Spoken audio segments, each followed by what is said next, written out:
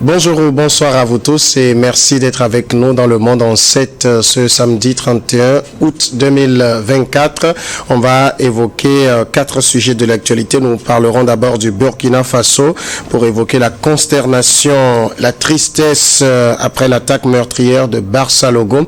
Nous irons ensuite du côté de l'Alliance des États du Sahel, ces pays qui veulent lancer leur propre plateforme numérique de médias. On parlera aussi du Gabon.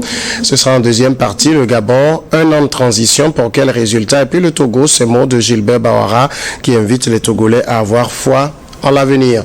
Et pour évoquer ces sujets, sur le plateau avec moi, Georges Hérault, qui est acteur politique. Il est vice-président du Cercle des leaders émergents. Bonsoir Georges. Bonsoir Samuel, bonsoir Cyril, bonsoir à toutes les téléspectatrices et à tous les téléspectateurs de New World Info. Et merci à vous d'être notre invité. Face à vous, Yao Eklonukuno, président de l'association Ton de la jeunesse patriotique. Bonsoir Yao Nukuno. Bonsoir, Vos Excellences, M. Samuel. Bonsoir, M. Hérault. Bonsoir à tous ceux qui nous suivent un peu partout dans le monde sur la chaîne New World TV. Merci à vous aussi d'être notre invité. On commence tout de suite avec le Burkina Faso. Le Burkina Faso qui a été victime d'une attaque très meurtrière revendiquée par le JNIM.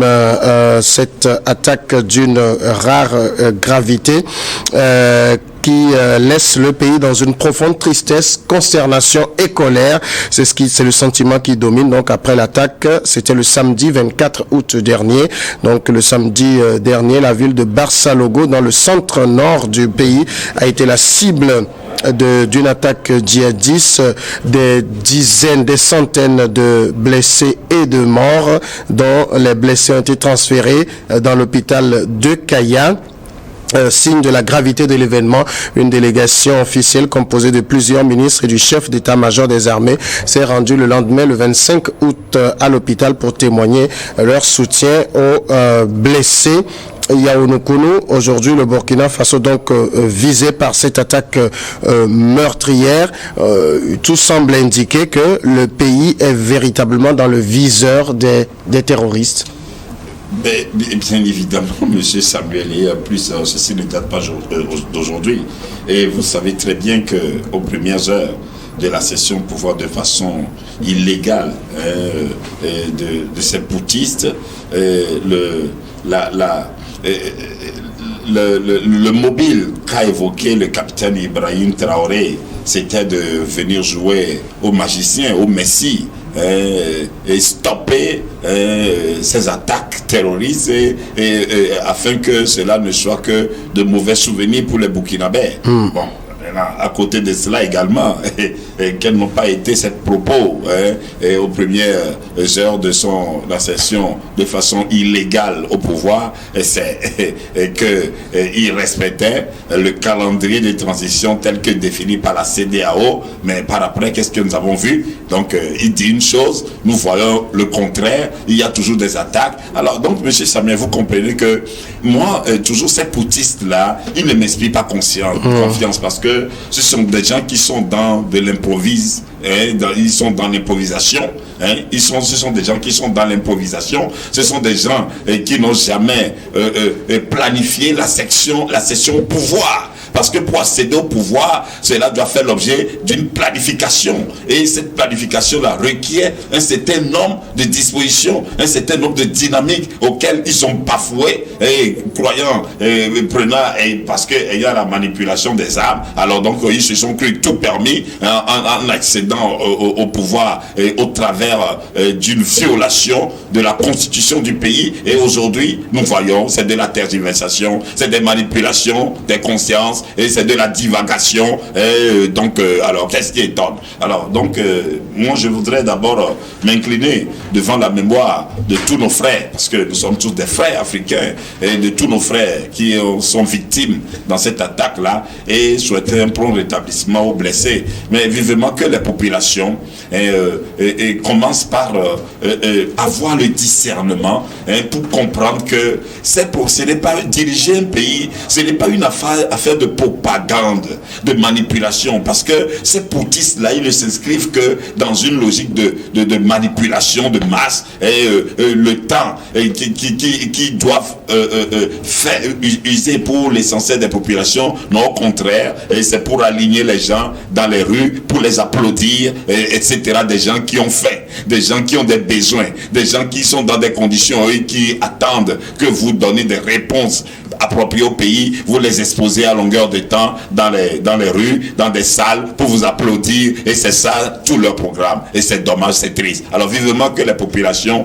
prennent conscience, qu'elles se réveillent et comprennent que non, un pays ce n'est pas comme ça, hein, la gestion d'un pays, et donc que les populations se ressaisissent et comprennent que ces poutistes-là sont juste en train de leur vendre de l'illusion. Georges Hérault, est-ce qu'on peut dire au regard de cette attaque qui est quand même l'une des plus meurtrières que le Burkina a enregistrée depuis plusieurs années, que la stratégie mise en place par le capitaine Traoré est en train d'échouer? Samuel, je voudrais d'abord, à travers cette émission, compatir aux douleurs du peuple burkinabé et souhaiter vivement un prompt rétablissement aux blessés. L'attaque meurtrière de Basse Logo au Burkina s'inscrit dans le contexte de violence croissante dans le pays, alimenté par les groupes armés islamiques. Le Burkina fait face depuis 2015 d'une insurrection des groupes armés affiliés à l'État islamique et à Al-Qaïda au Maghreb.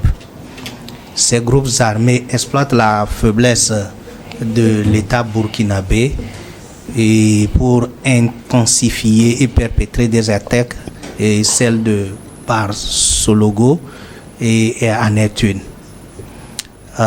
Malgré l'engagement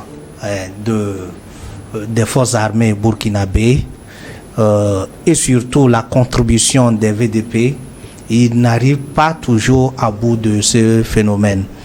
Ce qui évidemment provient aussi de manque d'équipement, de manque de formation et de manque de coordination dans la zone, malgré la création de l'État, de l'association des États, l'Alliance des États du Sahel. Mais quand vous parlez de manque de moyens, les communications officielles du Burkina Faso nous ont vanté l'acquisition de matériel sophistiqué, surtout avec la contribution russe. Oui, s'il y a suffisamment de moyens, quand on parle de moyens, je ne pense pas que quand on dit qu'ils en ont acquis beaucoup, ne veut pas dire que c'est suffisant, parce que vous pouvez acquérir beaucoup de moyens, mais qui ne sont pas suffisants, parce que ces groupes armés ont aussi des moyens et surtout ils sont très mobiles sur le terrain, ce qui rend un peu difficile la tâche aux forces armées burkinabées, qui ne peuvent pas à chaque moment se déplacer comme le font ces djihadistes ou bien ces islamistes, ces groupes armés islamistes qui sont vraiment, comme vous l'avez vu, c'est l'attaque de plus de 200 personnes dans un village comme Basse-Logo, et qu'il n'y a pas de secours, même ou bien des contre-attaques. Ça veut dire tout simplement qu'il manque de moyens, que ce soit les moyens matériels, en termes de matériel ou même humain, et on en a besoin.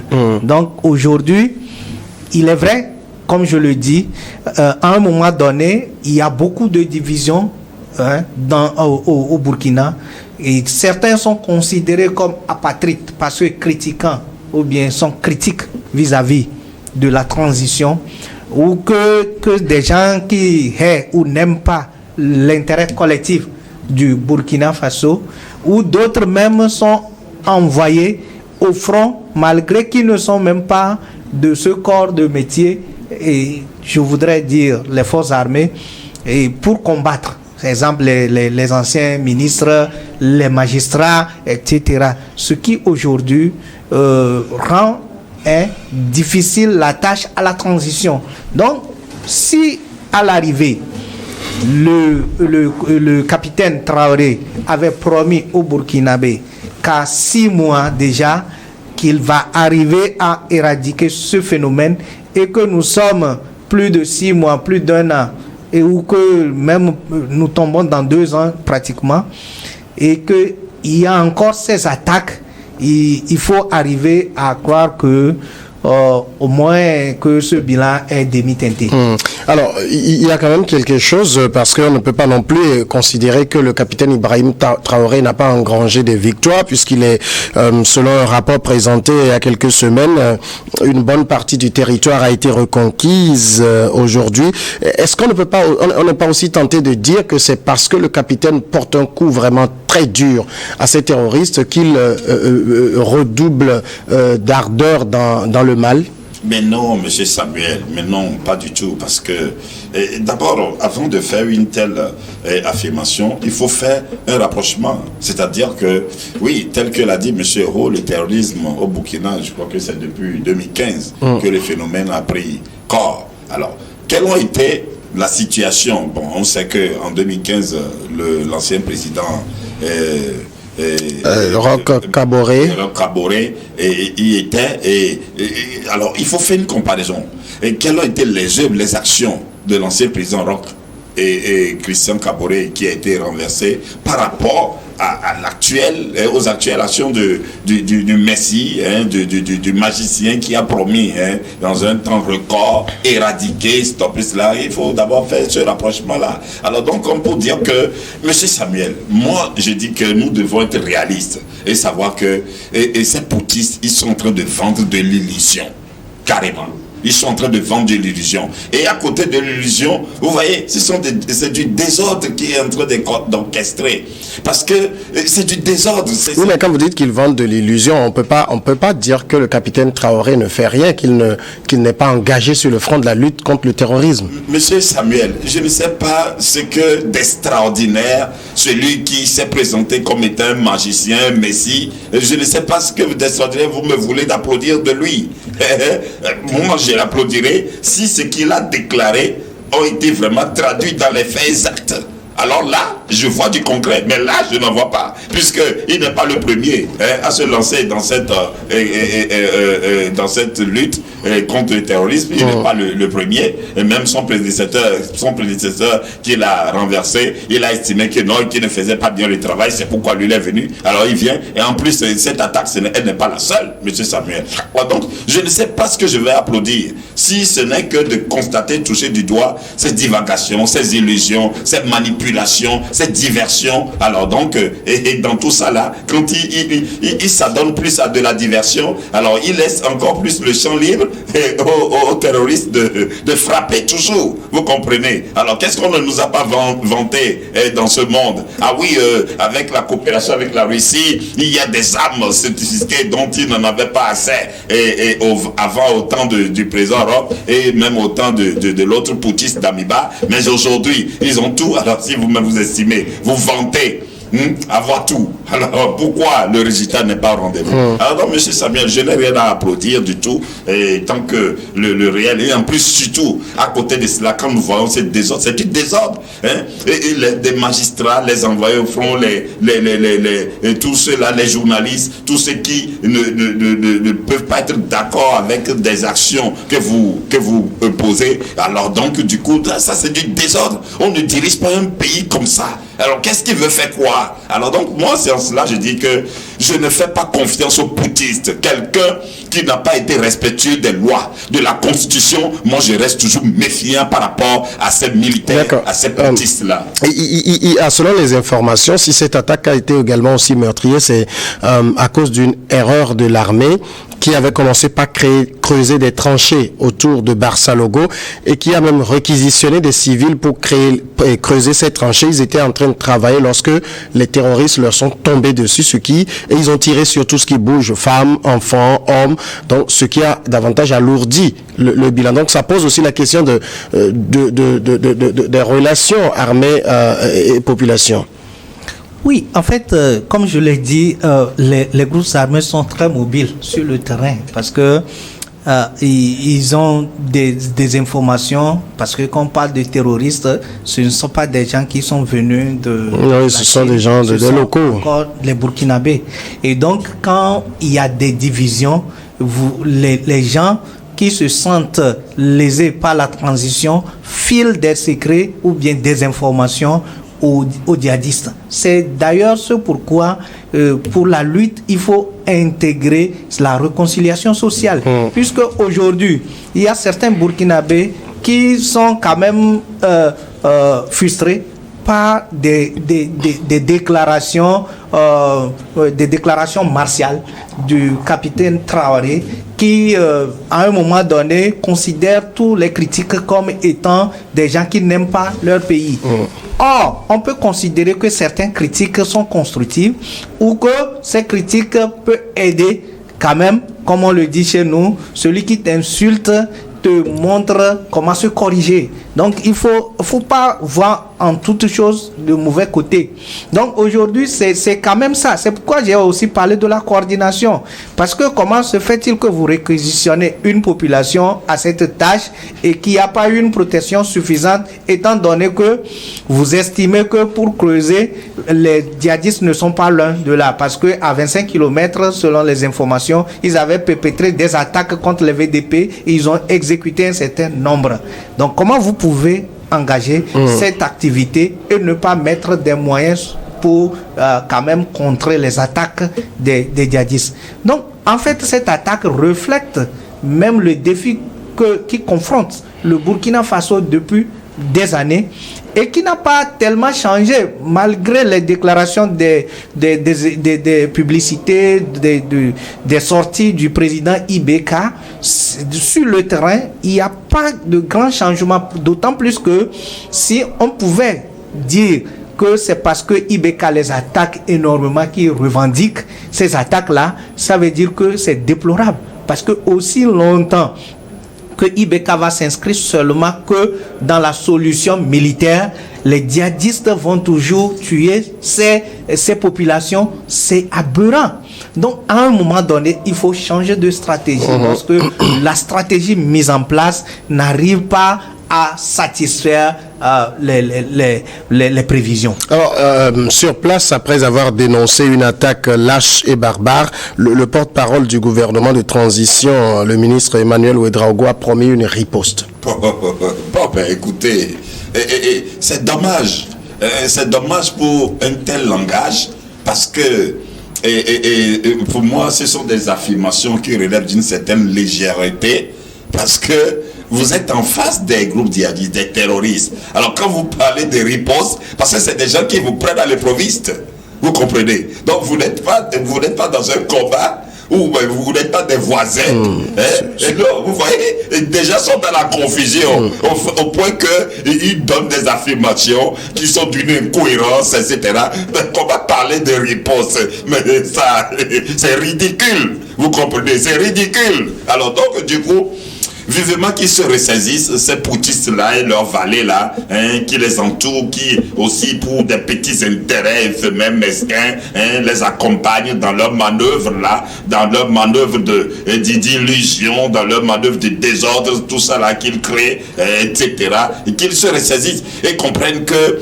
bon, il y a aussi un autre aspect, vous voyez, et ça veut dire que le capitaine Ibrahim se confond au pays. Donc, vous voyez, quand quelqu'un se montre critique à son endroit, c'est que tu n'aimes pas ton pays. Vous voyez la confusion, vous voyez la propagande. Donc, bon, si vous faites allusion à la réquisition des magistrats, vous savez que les magistrats ont dit que juridiquement, le Burkina n'est pas en guerre. Donc, il faut les envoyer au front pour qu'ils voient si juridiquement il y a guerre ou pas. Monsieur Samuel, vous savez, les magistrats, ce sont des hommes de loi. Et un pays est fait de tout, de plusieurs catégories, de plusieurs corps. Il faut respecter cet organigramme-là, il faut respecter cette pluralité-là, et c'est ça qui incarne la société. Alors donc, du coup, quand les magistrats font une telle affirmation, de façon légale, oui, c'est une affirmation qui d'un point de vue légal, parce que le Burkina, en réalité, quand on parle de guerre, le Burkina subit des actions de terrorisme.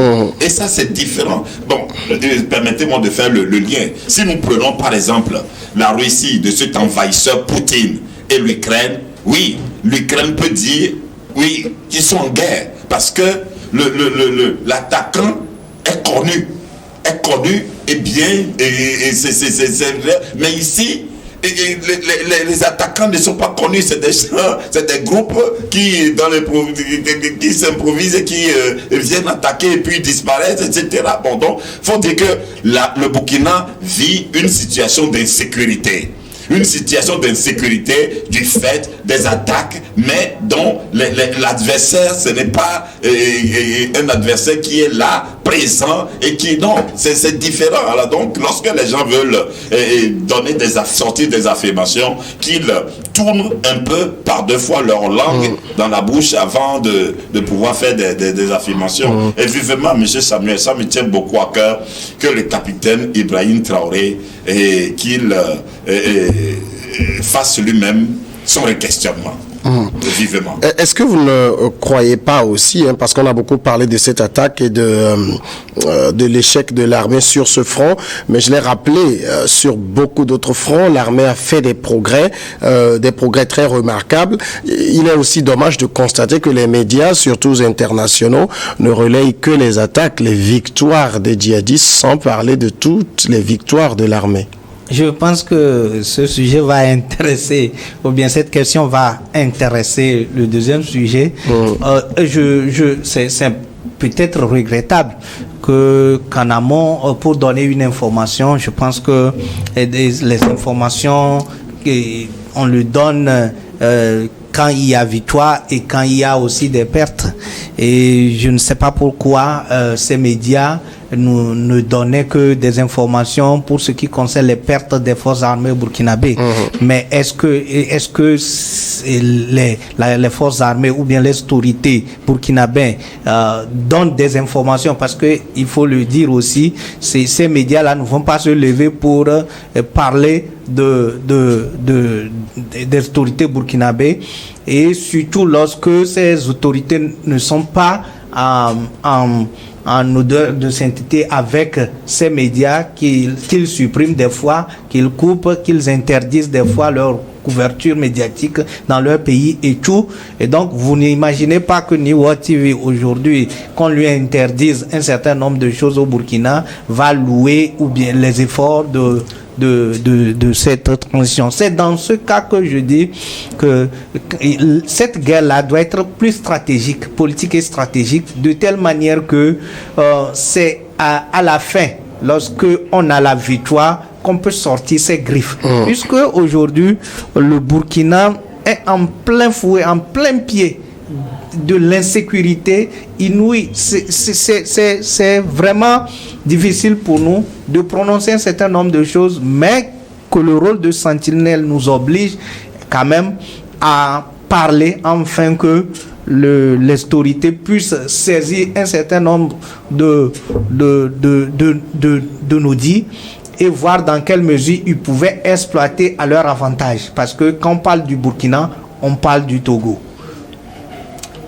Ouais. Monsieur Samuel, permettez-moi quand même encore d'interpeller sur cet aspect-là. Vous savez, dans un pays, tout corps de métier est librement choisi par tout citoyen.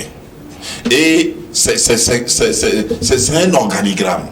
Les gens, ceux qui ont fait le choix d'adhérer à l'armée, c'est leur libre choix. Et les règles qui régissent l'armée, ce sont des règles qui sont bien précises et qui doivent être observées. Alors maintenant, aller envoyer des magistrats sur le front parce que ayant donné leur opinion, ou que ce soit les journalistes, ou que ce soit d'autres citoyens, ça c'est de la confusion, c'est de l'amalgame, non mais monsieur Samuel, je ne sais pas quel mot exact qualifier cela. Alors donc vivement que le capitaine Ibrahim Traoré se ressaisisse dans ses errances, dans ses errances de ces pratiques là, de cette décision, de cette manière de faire. Il a promis être le messie, être le magicien qui donne le résultat. Ce n'est pas le rôle des magistrats de les envoyer de façon encore arbitraire.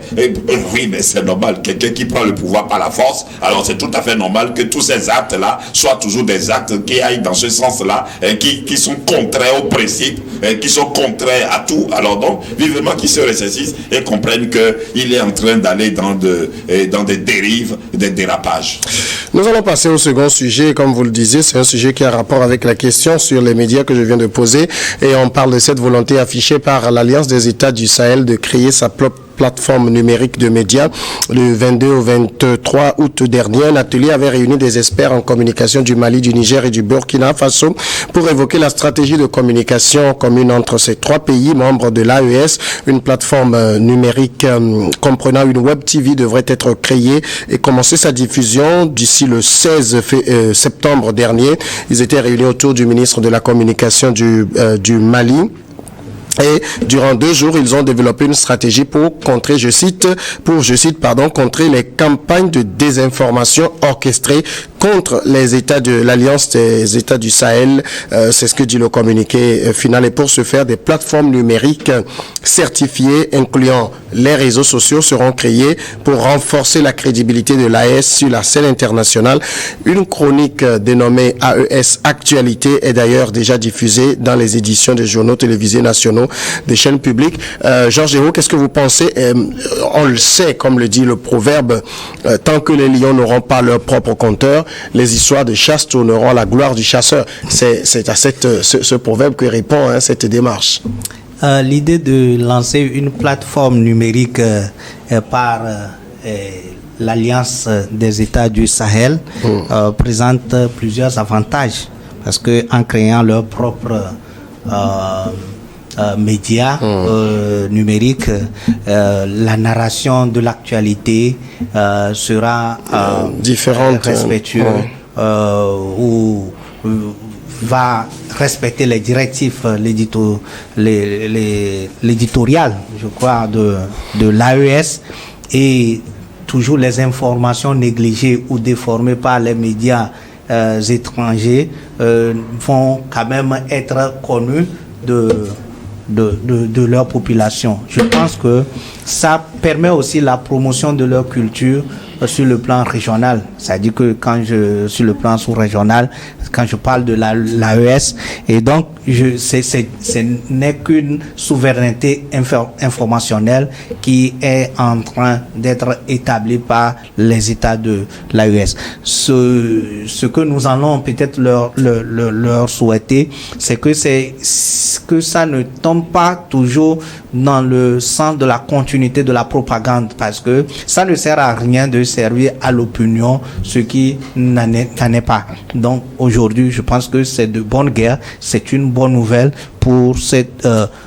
population, ou bien la population de cette zone, de cette alliance, qui ont besoin en temps réel et au moment voulu les informations. Et je sais, on va peut-être débattre sur des défis qui vont faire face à ce projet-là. Et donc je le souhaite que ça soit que cela se réalise et vite. On ne peut pas non plus dire que le Mali, le Burkina, le Niger ne sont pas victimes d'un média bashing de la part des médias internationaux qu'on connaît. Monsieur Samuel, d'abord permettez-moi de saluer la qualité de performance, de professionnalisme des médias internationaux. Ces médias qui, comme vous le savez très bien, vous êtes aussi un homme de médias, qui ont des correspondants un peu partout, qui recueillent des informations et qui les traitent et qui passent des informations et qui ne sont pas du tout mensongères, qui sont objectives. Alors donc je voudrais saluer la qualité de ces médias internationaux et aussi dire que ceci, c'est une fuite en avant.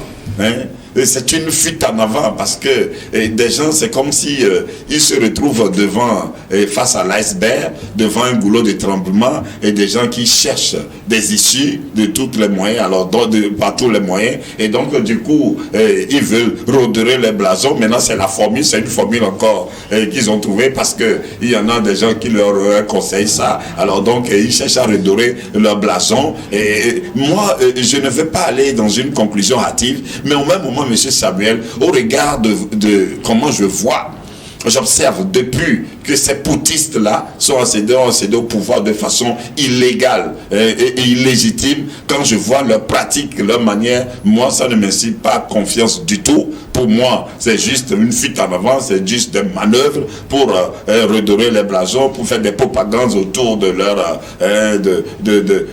il y en a qui font déjà 4 années, et il y en a qui ont promis combien de temps, mais qui... C'est très bon. Donc, pour moi, M. Samuel, c'est un non-lieu. C'est un non-lieu parce que ce n'est pas quelque chose qui rentre effectivement dans l'intérêt du pays, des populations, mais ce sont seulement des manœuvres de ces poutistes-là pour redorer les blasons, pour vendre de l'illusion, à leurs compatriotes. Ces compatriotes-là, qu'ils s'adonnent à manipuler et pour qu'ils les applaudissent à longueur de journée. Oui, mais est-ce que ça veut dire que dans le traitement de l'information que font les médias internationaux, vous ne voyez aucune forme de propagande, de manipulation? Écoutez, M. Samuel, moi je serais d'accord avec vous s'il y a des informations que les médias internationaux affichent et déclarent qui sont des informations fausses. Si ce sont des informations fausses, montées de toutes pièces et dont les faits ne sont pas réels, là je suis d'accord avec vous. Mais si ce sont des informations vraies, eh bien écoutez, il faut assumer. Alors, donc, plus généralement, cette volonté qui est en train d'être manifestée au sein de l'AES de disposer de sa plateforme numérique de médias est aussi, j'ai envie de dire, un enjeu continental parce qu'on estime aujourd'hui que l'Afrique est quasiment aux abonnés absents de l'information internationale avec la disparition des médias comme Africa numéro 1 et autres. On n'a plus véritablement de médias qui portent la voix du continent. C'est bien évidemment le constat, elle est palpable. Et puis, vous savez, on nomme les hommes de médias ou bien ce secteur le 4e pouvoir. Et donc, ça veut dire que l'information est capitale. Dans toute société, l'information est vitale et capitale. Pour que les gens puissent exécuter un certain nombre d'actions avec efficacité et efficience, il faut l'information. Pour que les gens, à un moment donné, puissent quand même donner leur jugement sur un certain nombre de choses, il faut l'information. Donc l'Afrique en a besoin, puisque à un moment donné, c'est tout ce que nous écoutons sur les médias internationaux qui est vérité. Et donc, à un moment donné en Afrique, il y a un certain nombre de radios. Si vous avez l'information sur cette radio, c'est la vérité.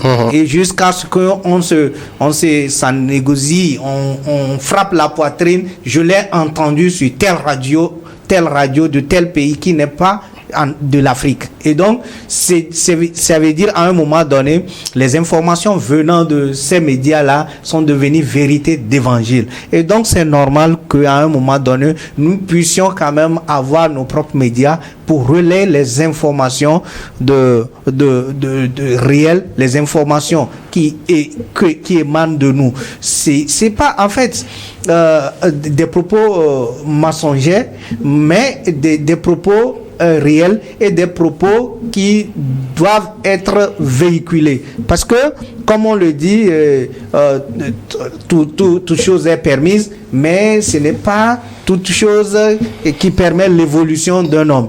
Et donc, par exemple, prenons les attaques, prenons le Togo.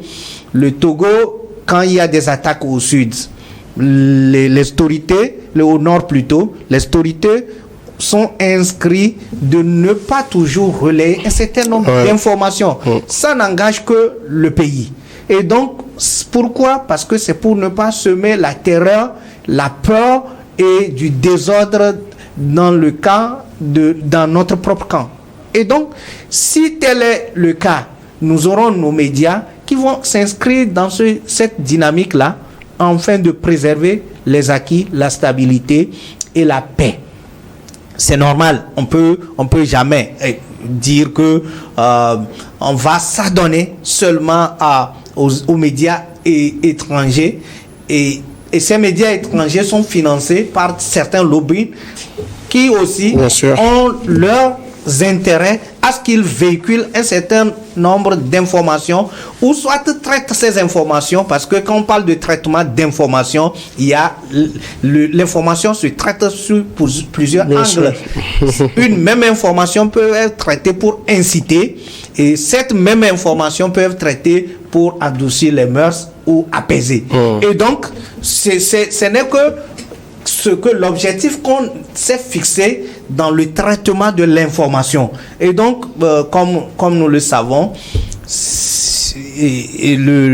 aujourd'hui, l'Afrique ne peut pas, à aucun continent, même que ce soit le rôle, ne peut même s'adonner à l'autre continent ou mettre sa tête dans la main d'une autre personne. On en a besoin. Non, Monsieur Samuel, vous savez, quand on parle de médias, il faut pouvoir être pragmatique. Il y a des médias en Afrique. Non, on ne dénie pas à l'Afrique l'existence de médias. Par exemple, aujourd'hui, si vous prenez que New World TV, il y a quand même un excellent travail qui est fait. Mais vous savez, la question va plus dans le sens de, et je pense que Georges l'a évoqué, les Africains eux-mêmes sont très abonnés de ces médias internationaux qu'ils prennent pour parole d'évangile. Mais il y a des médias, il y a Africa 24 là-bas, qui, vous savez, ce n'est pas une question de dénomination. Ce n'est pas une question de dénomination et par rapport à cette société de médias. Non, il y a des médias. Il y a tellement de médias en Afrique ici. Bon, maintenant, si je veux me référer un peu à ce qu'a dit M. O, comme quoi, bon, en donnant l'exemple de notre pays, s'il y a des événements qui surviennent et que les autorités ne veulent pas communiquer dessus, alors donc au même moment qu'il faut des médias pour adoucir. Donc vous préférez plutôt qu'il y ait des médias qui endorment les populations, qui hypnotisent, si vous me prêtez, qui éprouvent, parce que vous avez dit... Non, c'est pas ça. Vous savez, relayer les informations de façon juste et directe peuvent jouer aussi un rôle d'éveil. Un rôle de veille, lancement d'alerte, etc. Mais de manipulation aussi, la radio des Mille Collines au Rwanda a joué un grand rôle dans la surveillance et dans l'exécution du génocide rwandais. Oui, c'est pourquoi il y a toujours une autorité de régulation.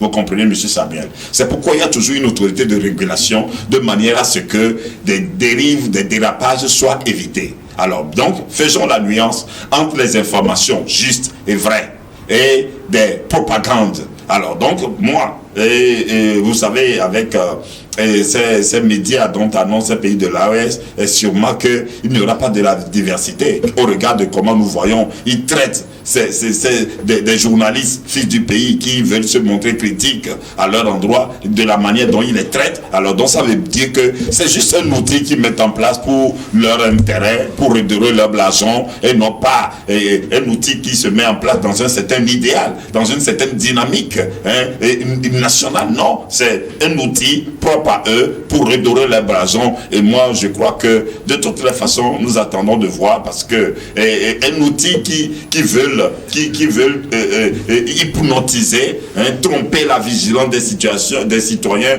leur fait croire de l'illusion, redorer les blasons pour que de la manière dont ils ont manipulé les masses, pour que quand ils passent, on les applaudisse comme si ils sont des dieux descendus du ciel. Alors donc c'est toujours dans cette continuité là. En fait, il faut qu'on comprenne quelque chose. C'est pragmatique quand nous disons que les informations sont traitées avant d'être relayées. Et c'est pragmatique quand nous savons que chaque information traitée vise un objectif. Et une information peut être traitée sous différents angles. Bien sûr. Et donc, on ne peut même pas dire que quand je parle du fait de respecter un certain nombre de lignes directives, Je ne suis pas en train d'exclure la contradiction ou le fait qu'on ne soit pas critique vis-à-vis d'un pouvoir. Non, je ne suis pas en train de m'inscrire dans cette démarche-là. Je dis tout simplement que les informations venant de certains médias sont considérées par nous les Africains comme une vérité d'évangile. En plus, ces médias, en donnant certaines informations, visent aussi un objectif.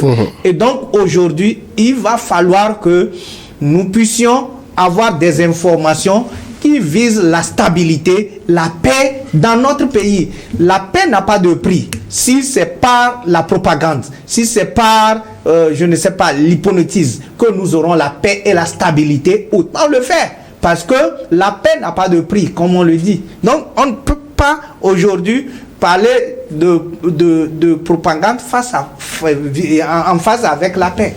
Aujourd'hui, le Burkina est dans une situation où il a besoin des voix critiques pour quand même se corriger. Mais si on doit doit outrepasser ces voix critiques pour avoir la paix et avoir la stabilité, moi, Georges Eko, je m'inscris totalement dedans.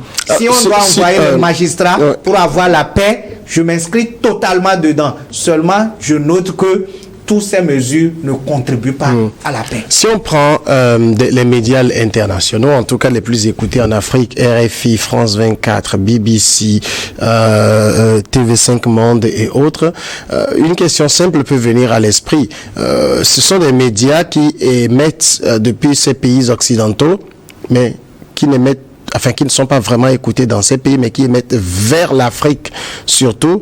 Pourquoi ces pays dépenseraient des dizaines de millions d'euros pour financer des médias juste pour informer les Africains? Monsieur Samuel, vous savez que les Occidentaux ont toujours été dans une dynamique de performance, d'amélioration, de toujours innover. De domination aussi. De toujours innover. Le monde est conquête, monsieur Samuel. Oui, justement, ces médias sont aussi dans une logique conquistador. Oui, pour dominer, il faut pouvoir posséder quelque chose. Il faut pouvoir avoir une certaine capacité. Parce que quelqu'un qui n'a rien, quelqu'un qui est affamé, il va dominer qui? Oui, mais justement, pourquoi vous déniez à l'AES le droit d'avoir aussi sa plateforme numérique de médias pour communiquer, pour dominer, pour informer le monde? C'est de bonne guerre. Écoutez, monsieur Samuel, vous savez, cette comparaison que vous faites, je la trouve pas vraiment appropriée parce que ces médias que vous évoquez, quoi qu'il en soit, il faut reconnaître que ce sont des médias qui donnent des informations justes, fiables et qui fonctionnent. On vous dira que ça dépend de là où vous vous situez pour qualifier voilà. Cela. Bon, donc, et aussi également, dans quelles conditions est-ce que cette plateforme-là de l'AES est créée? Est-ce que c'est dans les mêmes conditions que ces médias internationaux que vous venez de citer? Est-ce dans les mêmes conditions?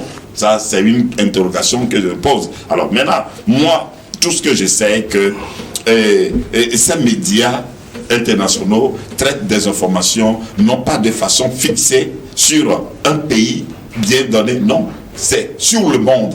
Il parle du monde, de tous les pays, etc. Alors c'est ça la différence, M. Samuel. Et donc, oui, mais quand vous prenez un média comme RFI ou France 24 ou TV5 Monde Afrique, sont plus écoutés en Afrique, émettent plus vers l'Afrique que vers ces autres pays. Ça interroge quand même. De toutes les façons, ce n'est pas l'émission ou bien le lieu d'émission qui est important, mais c'est ce qui en ressort de ces médias-là. Alors donc, si ces médias traitent des informations, parlent du monde, parlent de tous les continents, alors donc, si les Africains font le choix d'écouter, parce que de là, je vous rappelle également qu'ils ont des correspondants, je l'avais dit, un peu partout dans le monde, alors qu'au même moment, cette plateforme d'information qui se crée là-bas, c'est juste quelque chose.